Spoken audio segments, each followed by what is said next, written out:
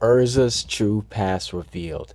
Now we know that Erza, she's definitely had one of the saddest backstories in fairy tale. I mean, she was taken away from her home village. She was basically stripped away from her home, and then she had to go and work as a slave for these Father Zareth servants, all for the R system, which I guess you could say all their work was in vain because they didn't even get to activate the R system, and when they did, they didn't even use it right. So I mean, they just that all that hard work for nothing. That's gotta hurt. She was beaten, tortured, everything. She had to see her friends suffer. Like Erza, without a doubt, had one of the saddest, if not the saddest, backstories. But one of the things that I've always wondered, where did it really begin for Erza? Because we really saw her when we first saw her. We saw her getting taken away as a child, but I wanted to learn more about when she was actually living in the village, the events prior to her being taken away. I mean, she didn't even know about her last name, so that was already a huge mystery. We saw that Jalal gave her a last name, the Scarlet, so I'm interested to see Erza's family, if they weren't killed when the village was being raided,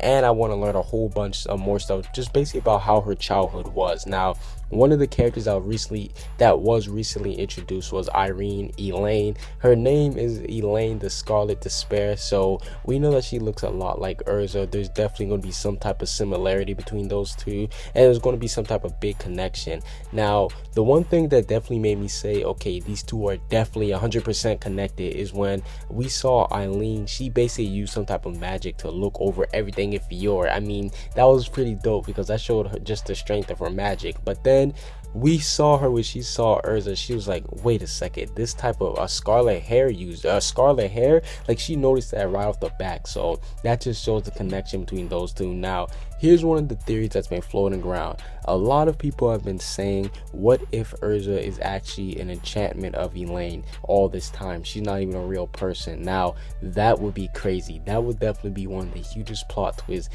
in fairy tale history. I mean, having the main character or one of the main characters of the series be a weapon, be an object, it's not even a person. I mean, we already had enough of finding out that Natsu's a demon, but if we found out that Erza's just been an enchantment this whole time, that'll be crazy. But do I think that theory is going to be true? No, and here's why. Because we seen Erza, or we saw with the enchantments when Mira Jane fought one, or when she fought both of them.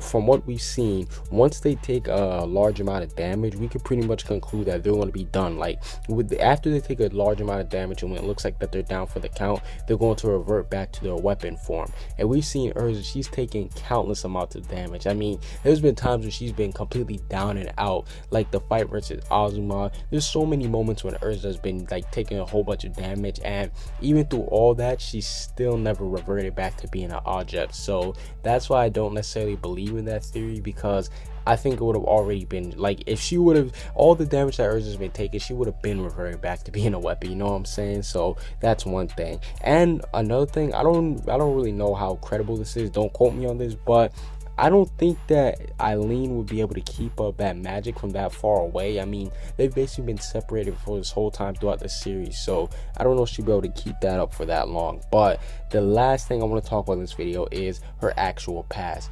Me personally, I believe that Elaine was her sister and that she comes from a family of royalty, and maybe she was like a princess somewhere, a queen, or maybe her mom was like a queen or something. And I think that Erza, she probably either got deja vu or something. She probably lost, or not deja vu is a completely wrong word, scratch that, but maybe she actually did lose her memory or something, and then she actually ended up finding her way into that village, stumbling upon there, and then that's when she ended up getting taken away. So I do think that Elaine is her sister.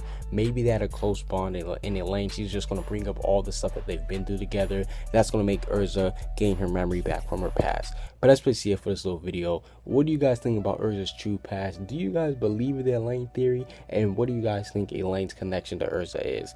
Comment what you guys think down below. Subscribe if you haven't. Peace out.